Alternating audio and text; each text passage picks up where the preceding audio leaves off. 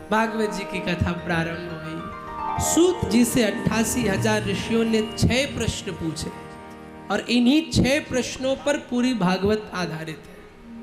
पहला प्रश्न, किम श्रेयः शास्त्र सारा का स्वावतार प्रयोजनम, किम कर्म के वताराश्च धर्मः कं शरणं गतः। पहला प्रश्न, प्राणी का कल्याण कैसे हो। दूसरा प्रश्न, समस्त शास्त्रों का सार क्या है। और तीसरा प्रश्न, भगवान यदि सर्व समर्थवान है तो अवतार क्यों लेते हैं। और चौथा प्रश्न, अवतार लेते हैं तो कितने अवतार लिए। और पांचवा प्रश्न, जीवन का परम लक्ष्य क्या है। और छठा प्रश्न, भगवान जब चले जाते हैं तो धर्म किसकी शरण में जाता है। तो सूत जी ने कहा ठीक है, पहले एक आपको बताऊं उसके पहले अपने गुरु जी को प्रणाम करूं। और सूत जी ने किसको प्रणाम किया, श्री सुखदेव जी महाराज को प्रणाम किया। देखिए भगवान सुखदेव की ऐसी कृपा है कि आज हमें ये दिव्य गाथा श्रवण करने को मिल रही है। भगवान सुखदेव कोई साधारण सुखदेव नहीं है, राधा रानी के सुख है। गोलोक में श्री किशोरी जी के पास रहते थे। किशोरी जी इनको राधा राधा सिखाती थी, किशोरी जी कृष्ण कृष्ण सिखाती थी। और जब सिखाती वापस कृष्ण कृष्ण बोलते तो राधा रानी सुनकर कृष्ण कृष्ण रोने लग जाती। सुखदेव फिर चुप हो जाते। राधा रानी अरडिम के दाने खिलाती। वो अरडिम के दाने जब राधा रानी के अश्रुओं से अभिसिंचित हो जाते, वो राधा रानी के अभिसिंचित अरडिम के दाने जब श्री सुखदेव जी पाते और मुख से जो नाम बोलते वो हमारे बाके बिहारी का नाम बोलते, राधा रानी उसे सुन के प्रमुदित हो जाती। एक दिन की बात, वो सुखदेव एक डाली पर बैठे जहां बाके बिहारी थे, तो कृष्ण कृष्ण जपे। तो भगवान ने नीचे उतारा, बोला तुम्हें किसने सिखाया। बोली मेरी स्वामिनी राधा जी ने। तो भगवान कन्हैया ने भी उनको सिखाया, क्या, राधा राधा राधा। कृष्ण राधा के बिना अधूरे हैं, राधा कृष्ण के बिना अधूरे। कई लोग कहते हैं महाराज जी राधा कृष्ण ने विवाह क्यों नहीं किया।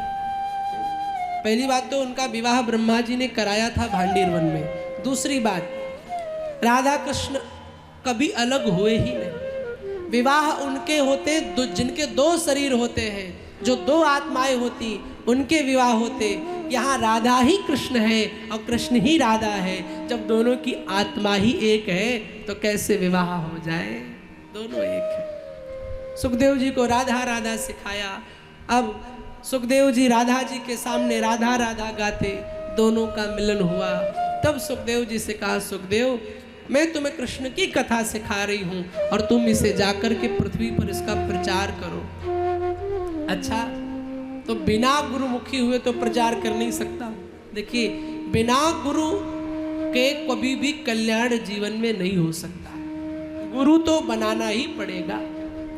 बस दृष्टि आपकी ऐसी होनी चाहिए कि गुरु स्वच्छ और पवित्र बनाए। क्योंकि जब मनमुखी जीवन जीते हैं ना, जब तक जीवन में कोई ऊपर अनुशासन नहीं होता है, हम फिर जैसे अनुशासन किसी का खत्म हुआ हम मनमुखी जीवन शुरू कर देते हैं। और जहाँ मनमुखी जीवन शुरू किया हमारा भ्रष्टाचार हो, हम भ्रष्ट हो जाते हैं।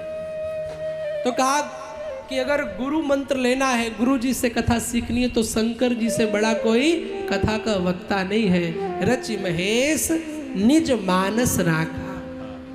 भगवान शिव राम कथा के, भागवत कथा के बहुत बड़े मर्मज्ञ, सबसे पहले वक्ता शंकर जी हैं और श्रोता इतने बड़े हैं। श्रोता हो तो भगवान शिव जैसा कि कौवा भी कथा सुनाता है, काक भुसुंडी भी कथा सुनाते हैं, तो भगवान हंस बनकर के कथा सुनते हैं। इतने बड़े रसिक हैं कथा के। तो भगवान शिव जी से गुरुमुखी हो कैसे हुआ जाए, बोले वो नारद जी की व्यवस्था होगी सब। अब नारद जी महाराज सोच रहे हैं। देखो कई लोगों ने नारद जी को बदनाम कर दिया। कई नगर में जो चुगलखोर होते हम कहते वो नारद है। अरे बाप रे, नारद जैसा करेक्टर कहाँ मिलने वाला है। जो धर्म का कार्य बनाए वो नारद है। जिसकी भक्ति कभी रद्द ना हो वो नारद है। जिसकी बात कभी रद्द ना हो। पर वो एक तथाकथित किसी ने कहावत डाल दी। आजकल समाज में कुछ झूठी कथाएं फैलाई गई हिंदुओं को अपने सनातन से दूर करने के लिए। हा? जैसे एक कथा ये फैला दी गई कि जो वाल्मीकि मरा जपते थे उन्होंने वाल्मीकि रामायण लिखी। ऐसा नहीं है। जो मरा जपते थे वो वाल्मीकि दूसरे थे और जिन्होंने रामायण लिखी वो वाल्मीकि वरुण के बेटे हैं। श्री वाल्मीकि रामायण के उत्तरकांड के 96वें सर्ग का 19वां 18वां श्लोक कुछ उसमें स्वयं कहते हैं, प्राचेत सोहम दसमः पुत्रो राघव नंदना। हे राघव, मैं प्रचेता अर्थात वरुण का 10वां बेटा हूं। किसी ने झूठी खबर फैला दी कि काली मैया तो खून पीती है। रक्त चढ़ाओ काली माँ प्रसन्न। अरे कहाँ पे ये लिखा है? सनातन धर्म का कोई भी देवी देव बलि नहीं मानता, हिंसा की बात नहीं करता। माँ काली ने रक्त बीज को मारने के लिए रक्त पिया था। एक रक्त बीज नाम का दैत्य था, तो उसको वरदान था कि तुम्हारी एक भी रक्त की बूंद जमीन में गिरेगी तो तुम्हारे जैसे 1000 उत्पन्न हो जाएंगे। तो मैया काली ने उसका रक्त पी लिया कि ताकि 1000 न बने। और तब से हमारे सनातनियों ने प्रथा डाल दी कि काली मैया तो खून चढ़ाओ, जबान निकाले खड़ी है मंदिर में। क्यों भाई? काली मैया को लड्डू नहीं पसंद है?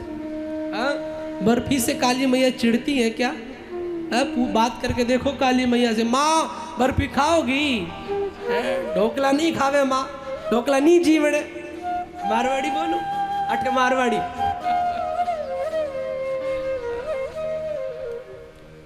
ढोकला से शत्रुता है क्या?